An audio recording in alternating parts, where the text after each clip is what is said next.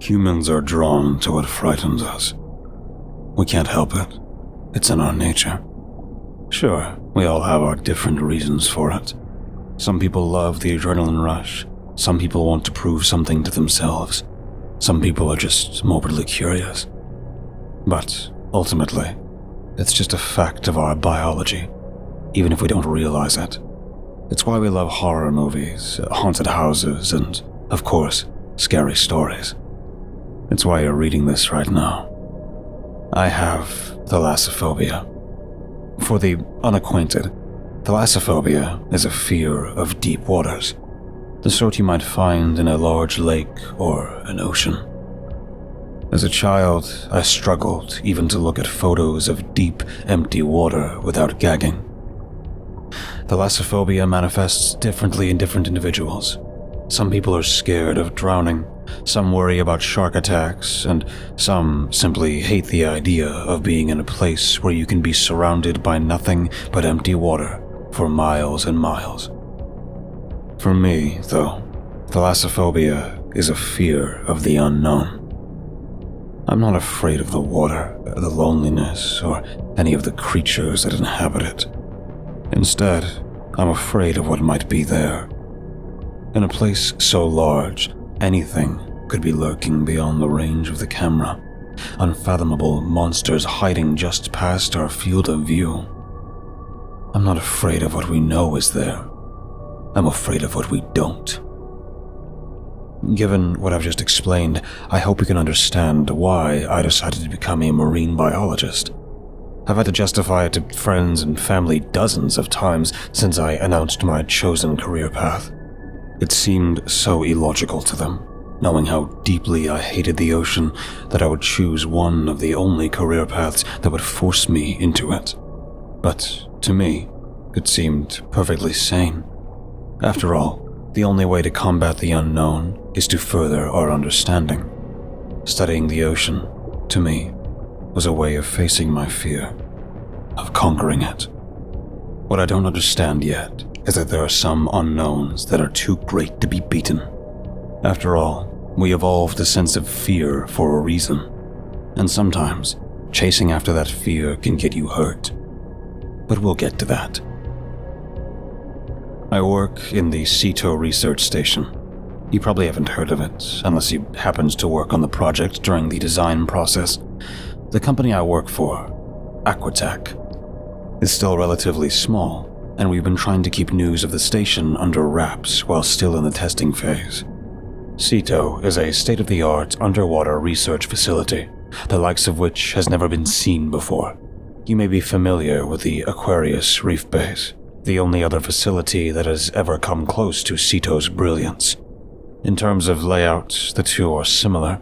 Both have a main lab area, a few small beds, and an airlock, through which researchers are able to enter and exit the marine environment safely. When inside the base, the surrounding water is only visible through a few small portholes in order to minimize weak points in the structure. However, there is one key feature that separates CETO from any other marine research station.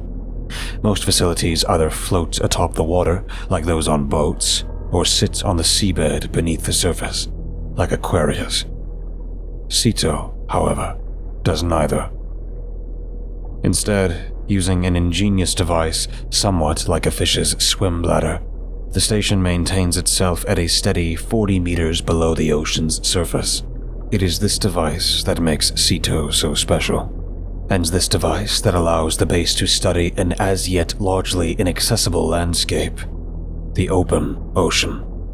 I can still remember the thrill that rushed through me when I found out that I was going to be part of the initial team stationed aboard CETO. I, along with Doctors Bill Emerson, Farah Singh, and Liza Milford, 3 other prominent marine biologists, would be with the station through its initial descent, and we would stay with it throughout its first week of operation. During this time, we would ensure that CETO was fully functioning in its technological capacity, while simultaneously conducting our own marine research. I was particularly excited to learn that Dr. Emerson would be aboard as well. Bill and I had been good friends since graduate school, and we had joined the Aquatech team together after learning of the startup's existence. Thinking back on those first moments, sitting next to each other as the station was lowered beneath the waves and chatting enthusiastically about our hopes for our research, I could feel the tinge of nervous excitement that seemed to pulse through my every nerve. The placement of the station went off without a hitch. As we sank into the Atlantic, I kept waiting for something to go awry. 40 meters was fast approaching, and I couldn't stop imagining what would happen if the buoyancy system failed to activate. Logically, I knew that we were still attached to the boat, and they would be able to hoist us back to the surface if anything was amiss. But I could still see it so clearly in my mind's eye, the station sinking down and down into the dark, empty blue below. Luckily, right on cue, the system whirred to life, and we were delighted to find ourselves hovering at the proper depth, with no sign of shifting significantly up or down. After they were satisfied that we were staying put, the dive team detached us from the boat. And just like that, we were on our own. That first day was blissful.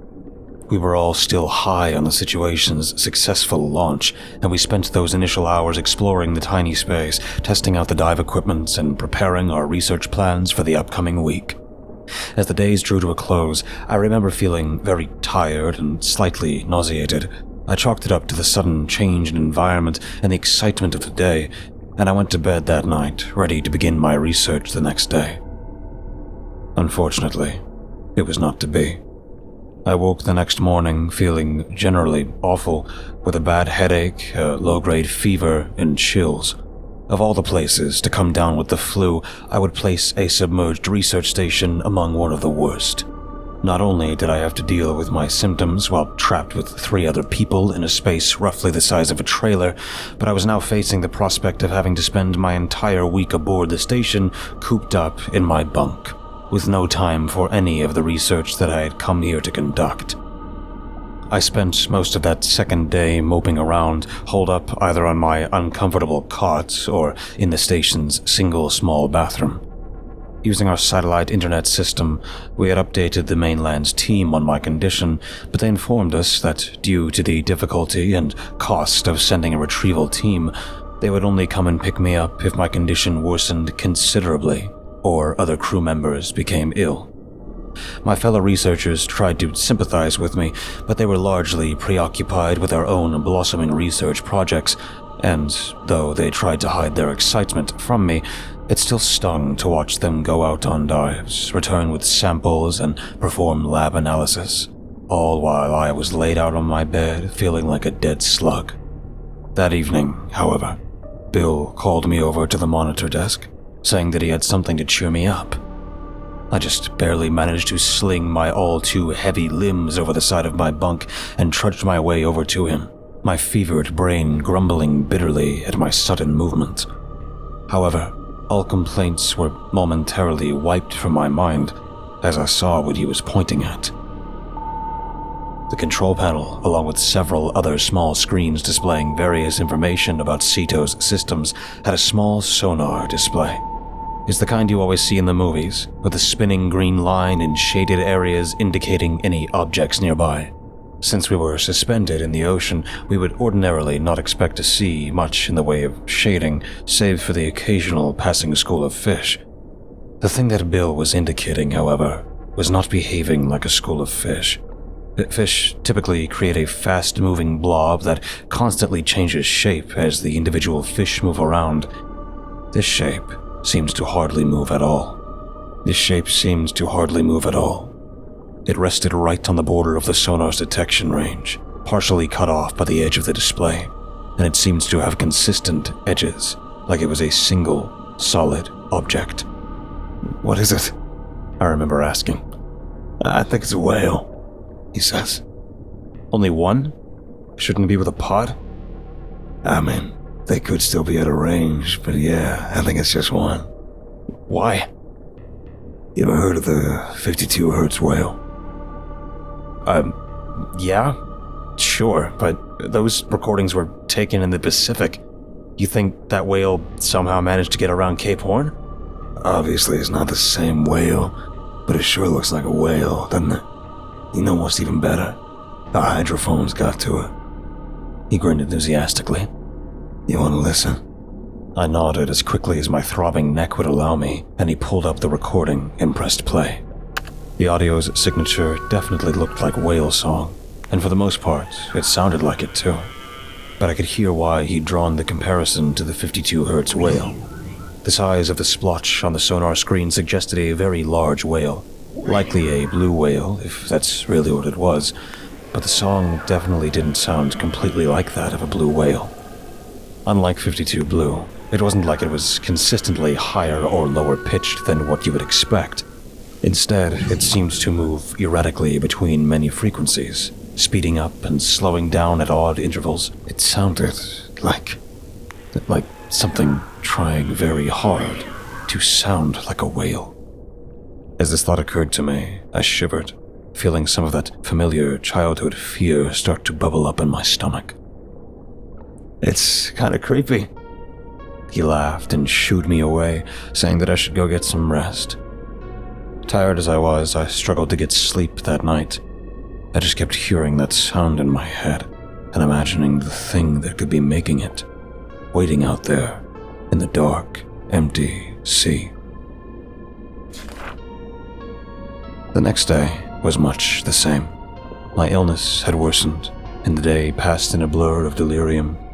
The main thing that I recall is that the creature appeared again that night in the same place, just on the edge of our sonar, and it called again. That same stilted imitation of whale song that stung my ears and made my skin crawl. On the fourth day, I was feeling slightly better. Not enough that I could do anything particularly useful yet, but enough that I started to go a little stir-crazy in my tiny bunk. By the end of the day, I was feeling very bored with only the slow, shoddy satellite internet to entertain me. That's why, as night started to fall outside, I walked over to see what Bill was doing, even though I already knew what it was that he would be staring at. Sure enough, there he was, glued to the sonar screen again. And sure enough, there it was, a blinking green smudge just on the edge of the display. Bill turns to me. "I'm gonna go see it." This startled me a bit, and I was quick to voice my aversion to the idea. "Dude, are you crazy? It's pitch black out there." "I have a light," he said, wiggling his dive flashlight in front of me. "Besides, I'll have you to spot me. Make sure nothing goes wrong." It was standard practice to have one person stay at the control panel while the others were out diving. That way, they could monitor the radios and timing for each dive, making sure that everyone was safe while they were out of the station. While I was happy to spot him if he was absolutely set on going, I tried one last time to talk him out of it.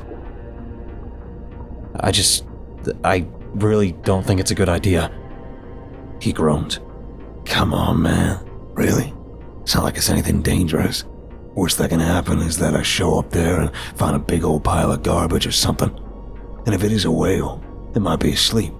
I mean, how cool would it be if I was able to see it up close? Maybe it'll be a new species or something. Just trust me, I'll be fine."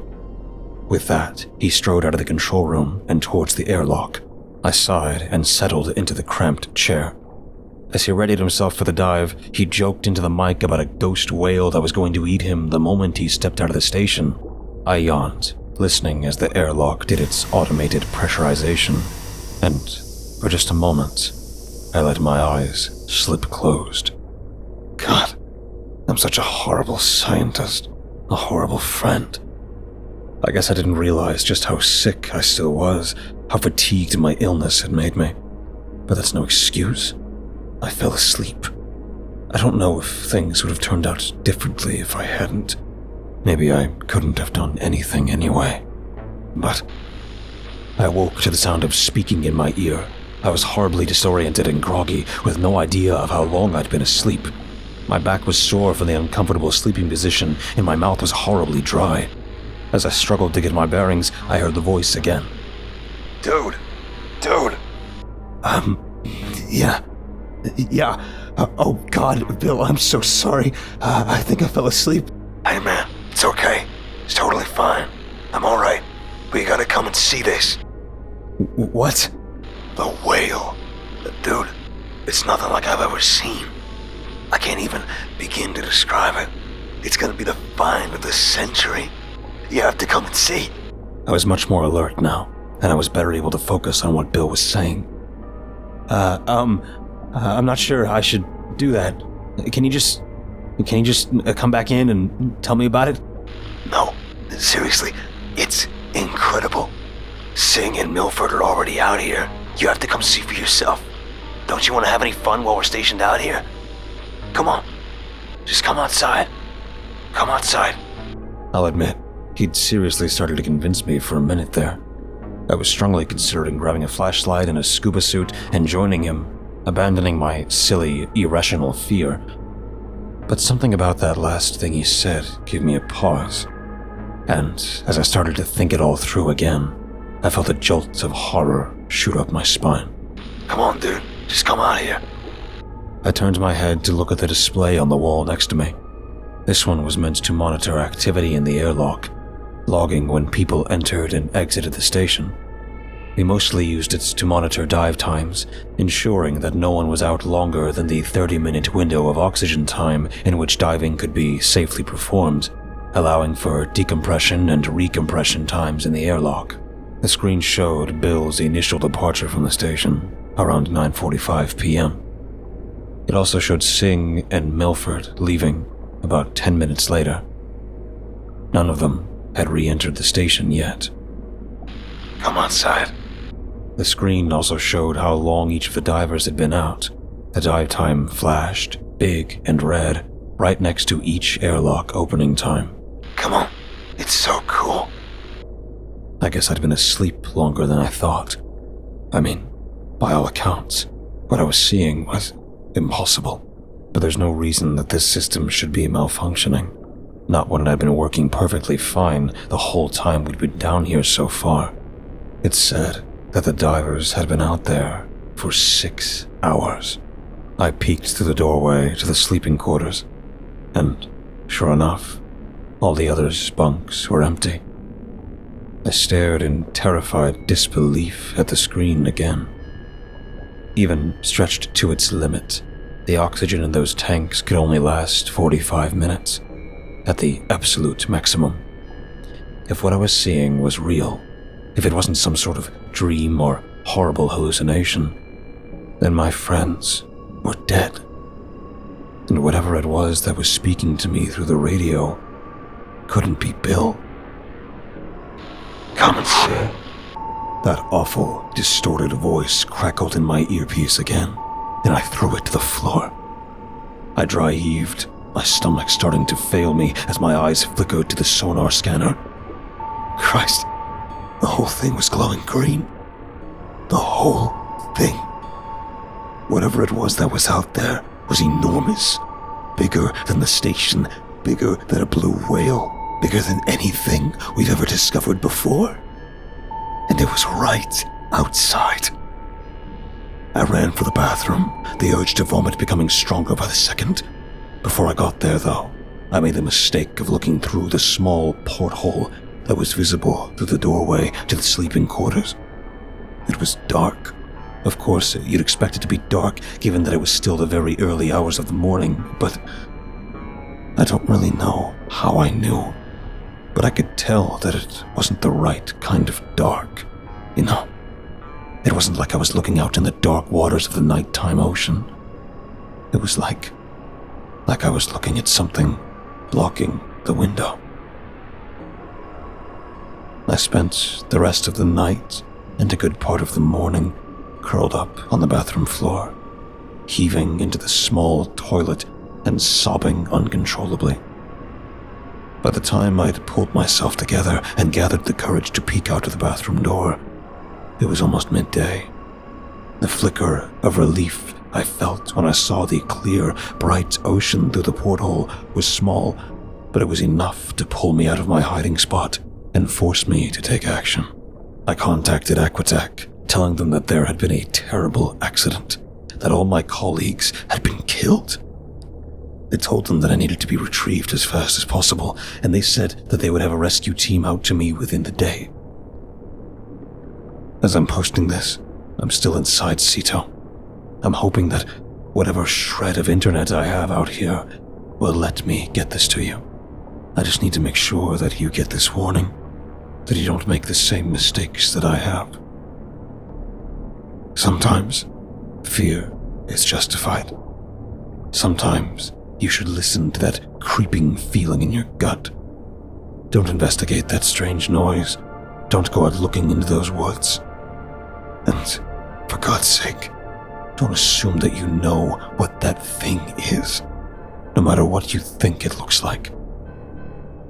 We thought it was a whale, but it wasn't. It was an anglerfish. The rescue team will be here early tomorrow morning, but I'm not sure I'll make it that long. It's dark beyond the porthole, that same horrible darkness from last night. Sitting here on my bunk, I can hear my colleagues again. They're calling to me. Voices multiplied 100 times over, through the radio, through the walls. They're very persuasive, and they're telling me to come outside.